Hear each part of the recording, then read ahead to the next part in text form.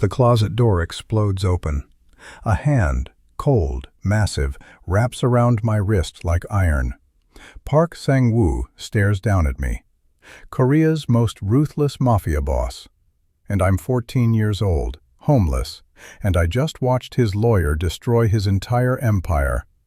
In 60 seconds, he'll decide if I live or die. My phone is at 2% battery. The contract worth $68 million is already switched, and I'm the only witness who knows the truth. But 6 hours earlier, nobody even knew my name. My mother scrubs toilets for $18 an hour in Manhattan's most expensive penthouse. We're homeless, sleeping in a 2011 Honda Civic with 187,000 miles and a broken passenger window. The Park family? They don't see us. We're furniture, ghosts who polish their gold. "Why do they let these people work here?" Mrs. Park mutters in Korean, walking past my mother like she's invisible. She doesn't know I understand every word. Picture it, November 19th, 2023, 9:34 p.m. Marble so white it glows under crystal chandeliers. Air conditioning humming. The smell of expensive orchids mixing with bleach from my mother's bucket. 19 rooms overlooking Central Park from the 52nd floor. Art worth millions. Silence so thick you can taste it. I'm in the East Wing guest bathroom doing algebra homework, wearing second-hand jeans with holes I didn't choose, eating crackers my mother packed because we can't afford dinner. My fingertips are cold. My stomach growls. The bathroom tile feels like ice under my worn-out sneakers. What Park Sang-woo doesn't know, I'm not just some poor black girl doing homework. My father, before he disappeared, was Korean. He taught me to read Hangul, the only gift he ever gave me. Which means when Park's Harvard-educated lawyer switches those contracts tonight, I'll be the only person in this penthouse who can read what Park just signed away.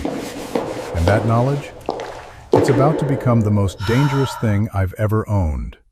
In 3 hours, I'll stand face to face with a man who orders executions over dinner.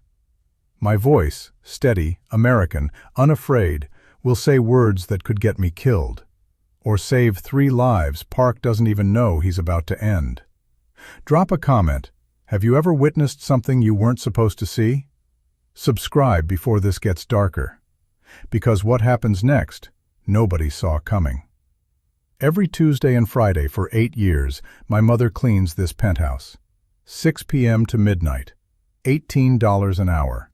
No benefits, no sick days, no humanity. 3 months ago, our landlord evicted us. Something about late payment and better tenants. Now we sleep in her car. I shower at the YMCA, do homework in bathrooms of houses we'll never own. I'm invisible. Always have been. Too black for the Asian kids. Too poor for everyone else. Too smart for people to believe. But here's what they don't see. Straight A's at one of New York's toughest public schools. Teaching myself Korean after Dad left because rage makes you fluent. Photographic memory. Can read a page once and recite it backwards. I notice everything. The way Mrs. Park's hands shake when she takes her pills. How Park's meetings always end with someone leaving in tears. The gun Han keeps in his ankle holster. Being invisible is my superpower. You learn things powerful people think they're hiding. Tonight feels different, though. Park has been on edge for weeks. More visitors, angrier phone calls. His bodyguard Han checking corners twice instead of once. My mother noticed too. "Something's coming," she whispered last Tuesday. "We need to be extra careful." On the kitchen counter, I saw a business card earlier. James Chen, attorney at law. Harvard class of 2011. I didn't know it yet, but that name would become the reason I'm still alive. But first, I need to tell you about the 2 briefcases. 9:34 p.m. I hear voices from the conference room. Park Sang-woo. Voice like a blade being sharpened. Low, controlled, deadly. And James Chen. Smooth, American accent, educated, the kind of voice that makes you trust him. I shouldn't be listening. Should pack my books, find my mother, stay invisible. But curiosity kills more than cats. It kills girls like me, too. I peek through the bathroom door crack. Just half an inch. Just enough. Chen sets 2 briefcases on the conference table. Both black Mont Blanc leather. Both identical down to the brass lock combinations. He opens them simultaneously, like a magician. Removes 2 blue folders with gold seals. Then, so fast I almost miss it, he switches them. Left to right, right to left. The folder from the left briefcase slides into the right one. The right folder goes left. My heart stops. Did I just see that? Did that really happen? Chen slides the right briefcase toward Park, keeps the left one close. Standard merger agreement, Chen says, voice smooth as expensive whiskey. Your signature transfers operational oversight to the new Partnership Council. You maintain 51% controlling interest. Park doesn't read it. Why would he? Chen's been his lawyer for 12 years, 300 deals, never a problem. Park signs page 7 at 9:41 p.m. exactly. And that's when I see it. Because I can read Korean. Because my absent father's only gift was language. The document Park just signed? It's not a merger. It's a complete asset transfer. Every holding, every account, every piece of territory in New York, LA, and Chicago. Beneficiaries listed at the bottom: Kim Tae-hyun, Lee Jun-gi, Yoon Min-suk. Park's rivals. The men he called vultures just 2 weeks ago. The men he promised would be dead before Christmas. Park just signed his empire over to his enemies. Comment below, would you have stayed quiet or spoken up? At 9:44, Park makes a call, switches to Korean. My blood turns to ice water. The documents are signed. Chen has the fake secured.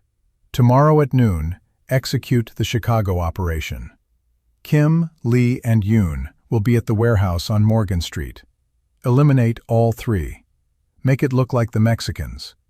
I want their organizations leaderless by sunset. My hands start shaking. Park thinks he's signed a fake contract. Thinks the real one is safely locked away. But Chen switched them.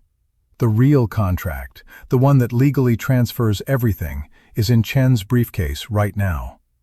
By 9 a.m. tomorrow, it'll be filed with the state, notarized, legally binding.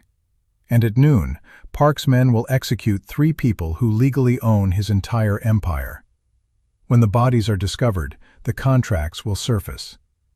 Park will look like he murdered his new business partners to avoid honoring the deal. FBI. Federal investigation.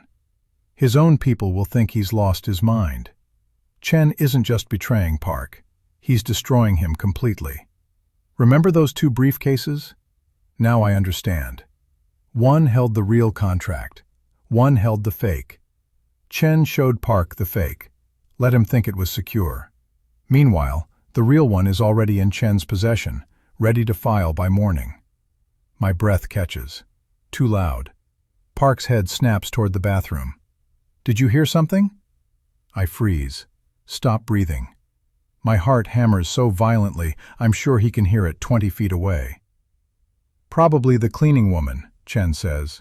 Grace is here tonight, isn't she? Check it. Footsteps, coming toward me. I have maybe 5 seconds before Han, the man who broke someone's arm in this apartment for spilling wine, opens this door. What I do next will determine if I see tomorrow. Panic overrides logic. I slip out of the bathroom, duck into the supply closet across the hall, pull the door almost shut, leave it cracked just enough to breathe. Through the crack, I watch Han check the bathroom. Behind the shower curtain, under the sink, in the cabinet. Empty, he reports. They return to the conference room. The elevator dings. Chen is leaving. with the real contract. I wait 5 minutes. 10. 15. At 10:08, I finally breathe. That's when my phone buzzes. My mother. Text message. Where are you? Almost done. 20 more minutes. The buzz sounds like a gunshot in the silent hallway. Who's there? Park's voice. Ice and razor wire. I watch through the crack as he walks into the hallway. Han is with him, both moving toward the supply closet. Come out, Park says in Korean. I know someone's here. I have 3 choices. 1. Stay hidden and hope they don't open this door. 2. Run and confirm someone was spying. 3. Walk out and face whatever comes next. Most 14-year-old girls would hide, would pray, would cry. But I'm not most 14-year-old girls. I spent 8 years being invisible. 8 years watching powerful people underestimate me because I'm young, black, poor, and female. 8 years learning that the only power invisible people have is what they know. And right now, I know something Park doesn't. I choose option 3. Subscribe before you find out what she says, because this gets insane. I open the door, step out, hands raised. Park stares at me. 5 long seconds. Neither of us speaks. The cleaning woman's daughter, he finally says. How long have you been in my home? Since 6 p.m., sir. I come with my mother every Tuesday and Friday. Where were you hiding? The supply closet, and before that, the guest bathroom. His eyes narrow. He knows. Somehow, he knows I heard something. What did you hear? Here's where most girls would lie. Deny everything. Beg for mercy. I don't. I heard you order 3 murders, I say. My voice shakes, but I keep going. I heard you plan to kill Kim Tae-hyun, Lee Jun-gi, and Yoon Min-suk tomorrow at noon in Chicago. Park's expression doesn't change. Then you understand you're a witness. Witnesses are liabilities. I also saw your lawyer switch the contracts. Now his expression changes. What did you say? James Chen. 2 briefcases, 2 identical contracts. He switched them before you signed. The one you think is the safe copy? That's the real one. The one you just signed is the fake. By morning, Kim, Lee, and Yoon will legally own everything you have. Silence. The kind that precedes violence. You're lying. The document you signed was a full asset transfer agreement, not a merger. I saw page 7. It transferred all holdings in New York, LA, and Chicago to Kim, Lee, and Yoon. You signed it at 9:41 p.m., used your personal seal, the one with the dragon. The witnesses listed are Chen and someone named Michael Park, probably your cousin. It's notarized, which means by 9 a.m. tomorrow, it's legally filed and binding. Park studies me for 17 seconds, then pulls out his phone, dials. Get me the contracts Chen brought tonight. Now. 2 minutes later, Han returns with the briefcase. Park opens it, removes the document. His face goes white. He reads page 7, then page 4, then 11. This is the fake, he whispers. She's right. This is the fucking fake. But I'm not done, because I see something on his face that doesn't fit. He's not surprised enough. Someone who just discovered their lawyer betrayed them should be enraged, shocked, ready to kill. Park looks prepared. And that's when I understand the final layer. You already knew, I say quietly. Park's eyes snap to mine. You knew Chen was going to betray you. That's why you ordered the Chicago hit. You weren't planning to kill your rivals. You were planning to kill Chen's allies. Because Chen is working for Kim, Lee, and Yoon. They've been planning this takeover for months. The contract switch was supposed to happen, but you found out somehow. So you set up the ambush tomorrow to eliminate Chen's support before the contracts go public. Park doesn't confirm or deny. He just watches me. But here's the problem, I continue. Chen outsmarted you. He switched the contracts anyway, which means even if you kill Kim, Lee, and Yoon tomorrow, the legal transfer already happened. Their organizations will inherit everything. You'll look like you murdered your own business partners to avoid honoring the deal. The FBI will dismantle your operations. Your own people will abandon you. You don't just lose, you lose everything and end up in prison for murder. Why are you telling me this? Because I need something. Comment: is she brave or foolish? My mother and I have been homeless for 3 months. We sleep in her car. I'm 14 years old and I haven't had a real meal in 6 days. I'm smart, smarter than anyone in this building, but I'll never get to college because we can barely afford to keep the lights on. I watched you sign away $68 million tonight. I watched your lawyer betray you. And I'm the only person who can prove what really happened. What do you want? A job for my mother, real salary, $85,000 a year, health insurance, an apartment. Not here, somewhere safe where your enemies won't find us when this falls apart. And in exchange? I tell you everything I saw, exact timeline, exact details, everything you need to stop Chen before 9 a.m. when those contracts get filed.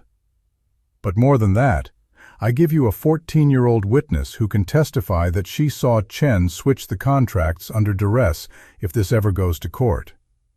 A sympathetic witness, black, female, minor, homeless, the kind of witness juries believe.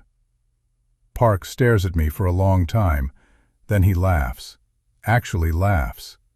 You're offering to be my insurance policy. I'm offering to save your empire. What you do with it after that is your business. He pulls out his phone, makes a call, speaks in rapid Korean. At 10:47 p.m., James Chen is intercepted by Park's men as he exits his apartment building. The real contract, the filed one, is in his briefcase. He never made it to the courthouse. At 11:23 p.m., Park cancels the Chicago operation. Kim, Lee, and Yoon never learn how close they came to owning Manhattan. At 11:58 p.m., my mother and I are driven to a furnished 2-bedroom apartment in Queens. First month's rent is paid. Lease is in her name. James Chen disappears. Nobody asks questions. Nobody looks for him. My mother gets her job, head of facilities at Park Corp. $85,000 salary, full benefits. She cries for 20 minutes when she sees her first paycheck. I never speak to Park Sang-woo again. But every year on November 19th, an envelope arrives. Inside, $5,000 cash and a note in Korean. Year 1. Smart girls know when to speak. Year 2. Brave girls know who to trust. Year 3. Wise girls know the difference. I'm 19 now. Pre-law at Columbia. Full scholarship. I want to be a prosecutor. Figure out how to put people like Park in prison without getting killed. Funny thing about that night, I still don't know if I made the right choice. I saved 3 lives, Kim, Lee, and Yoon. They never knew they were targets. I condemned 1 life, Chen. He probably deserved it. Probably. I saved my mother from homelessness, from poverty, from sleeping in a car with a broken window. But I also made a deal with a monster, became complicit in his world, drew a line I can never uncross. Sometimes I imagine the other version of myself, the one who stayed silent in that closet. That girl is homeless. That girl never goes to college. That girl watches her mother work herself to death for $18 an hour. But that girl's hands are clean. Mine never will be. I saw them switch files. That's what this story is called. But what I really saw was the moment I had to choose between survival and morality. Between saving my mother and keeping my hands clean. Between being smart and being good. I chose survival. I chose my mother. I chose smart. I don't know if I'll ever know whether I chose right. But I know this. The girl in the parallel universe who stayed silent, she'll never have to answer that question. And some nights, I envy her more than anything in the world. Drop a comment. Team survival or team morality? Would you have done the same thing? Be honest. If you're not okay right now, you're not alone. Hit subscribe for more stories that make you feel everything. This channel is where impossible choices meet real consequences, where broken becomes whole, where love transcends everything. Next week's story? Even more devastating. You won't want to miss it.